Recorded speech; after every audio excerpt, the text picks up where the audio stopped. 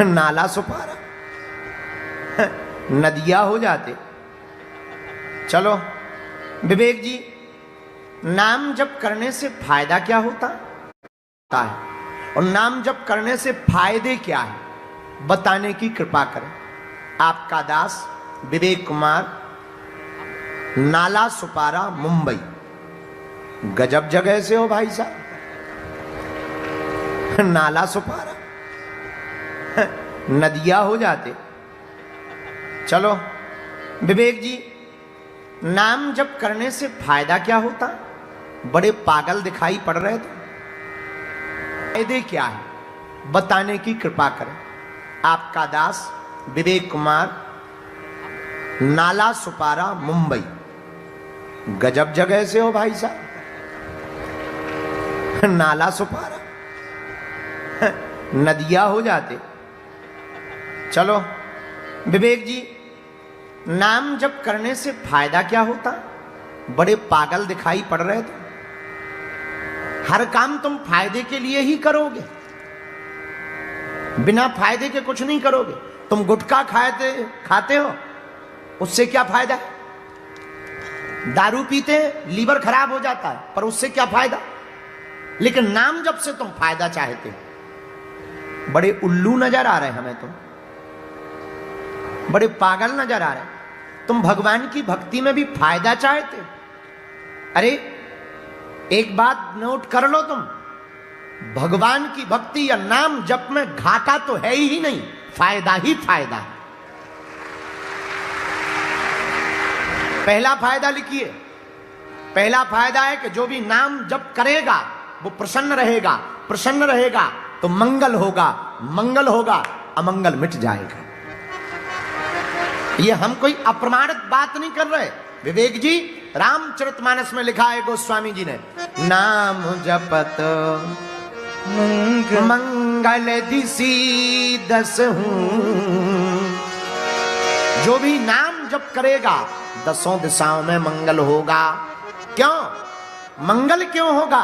विवेक जी, राम जी का नाम मंगल करने वाला है, क्योंकि राम जी भी मंगल भवन मंगल हारी द्रिवहु सुदशरथ अजर बिहारी। आपने कहा नाम जप से क्या होगा? अरे जिनका नाम है वो मंगल करते हैं। राम जी कौन है? मंगल भवन अमंगल हारी। नाम जप करने वाले को मंगल हो, अमंगल मिट जाता है। दूसरी बात, अगर तुम हनुमान जी के नाम का जप करते हो तो हनुमान जी भी मंगल करते। मंगल मूर्ति हनुमान जी भी मंगल करते। तो पहला फायदा है प्रसन्नता मिलती। दूसरा फायदा क्या? जो भी नाम जप करता उसके विकार मिट जाते, विचार शुद्ध हो जाते हैं। क्योंकि एक ही चीज को बार बार रटेंगे तो अन्य विकार दिमाग में, अन्य थॉट्स परेशान नहीं करेंगे, अन्य विचार परेशान नहीं करेंगे। क्योंकि दिमाग एक जगह ही कॉन्सेंट्रेट रहेगा, एक जगह ही स्थित रहेगा। और विवेक जी, जो भी नाम जप करेगा उसका IQ लेवल भी हाई होगा। पूछो क्यों? क्योंकि उसके ध्यान करने की, स्मरण करने की बुद्धि बहुत तेज हो जाएगी। नाम जप करने से कॉन्शियस माइंड और सबकॉन्शियस माइंड दोनों पर बड़ा प्रभाव पड़ता है। कॉन्शियस माइंड जब बार बार एक ही चीज को रिपीट करता है तो सबकॉन्शियस माइंड से कनेक्शन होता है और उस आदमी का ध्यान बहुत प्रबल होने लगता है। वो कोई भी चीज देखता है, पढ़ता है या सुनता है, वो उसे याद होने लगती है और उसका IQ लेवल हाई हो जाता है। तो तीसरा ये फायदा है।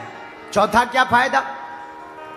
कलयुग में केवल भगवान का नाम ही सार है, बाकी सब बेकार है। हमने नहीं कहा, रामचरितमानस में गोस्वामी जी ने कहा, कलयुग केवल हरि गुण गाहा और गावहीं नर पावहीं भव और इतना ही नहीं, एक जगह दूसरी जगह हनुमान जी ने कहा, श्री तुलसीदास जी ने कहा, कलयुग के बल नाम आधार, कलयुग के बल नाम आधार। गाइए दोनों हाथ उठाकर, सुमरे सुमरे नर होते रहे पारा,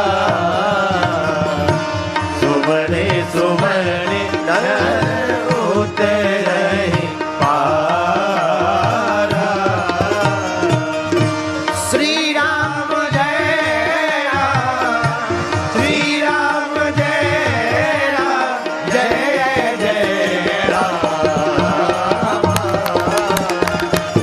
श्री राम जय राम, जय जय राम, श्री राम जय राम, जय राम। आहा, ये चौथा फायदा है। विवेक जी, आपने पूछा कि जप करने से क्या फायदा होता? ठटरी के बरे नक कटा, इलू इलू करने से क्या होता है? अगर हम ये पूछ लेंगे तो तुम्हारी नानी याद आ जाएगी, तुम्हारा पेट खराब हो जाएगा। लेकिन नहीं, तुम क्वेश्चन केवल यही करोगे सनातन के ऊपर। पर कोई बात नहीं, तुम नाला सुपारा में रहते हो, मुंबई में रहते हो, वहां ऐसा प्रभाव चलता है। पर उत्तर सुनो, पांचवा, नाम जप करने से क्या फायदा होता? पांचवा फायदा, हम आपको इतने फायदे बताएंगे कि तुमको अपनी ही, अब हम क्या कह दें, राम राम राम, चलो हमारे मुंह से बुरा नहीं निकलना चाहिए। पांचवा क्या फायदा? वाणी सिद्ध होती है।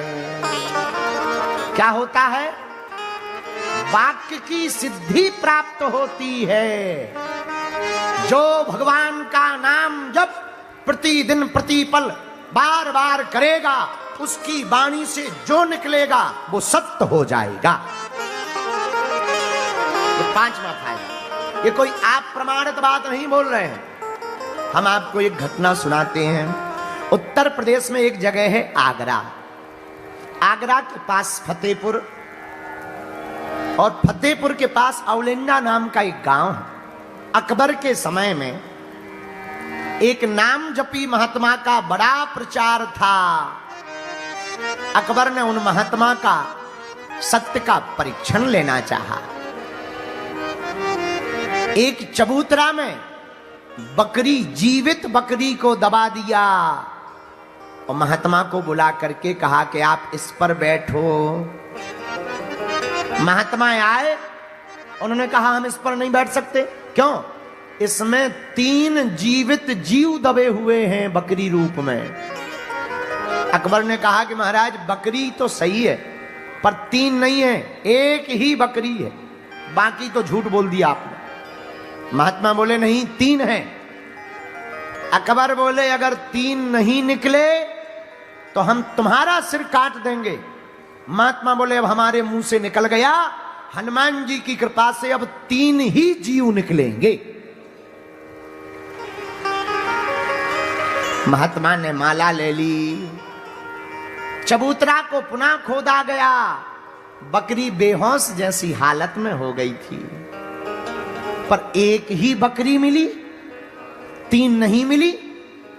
अकबर ने कहा देखा, एक बकरी है, तुम फेल हो गए हो, झूठे हो। महात्मा बोले नहीं, हमने कह दिया तो 3 होंगे। कहां होंगे? यहां तो एक ही है।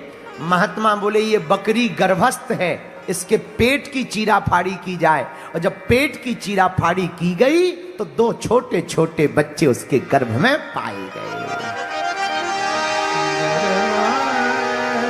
आहा, भगवान की कृपा से वो बकरी बच गई और महात्मा की वाणी से निकली हुई वाणी सत्य हो गई।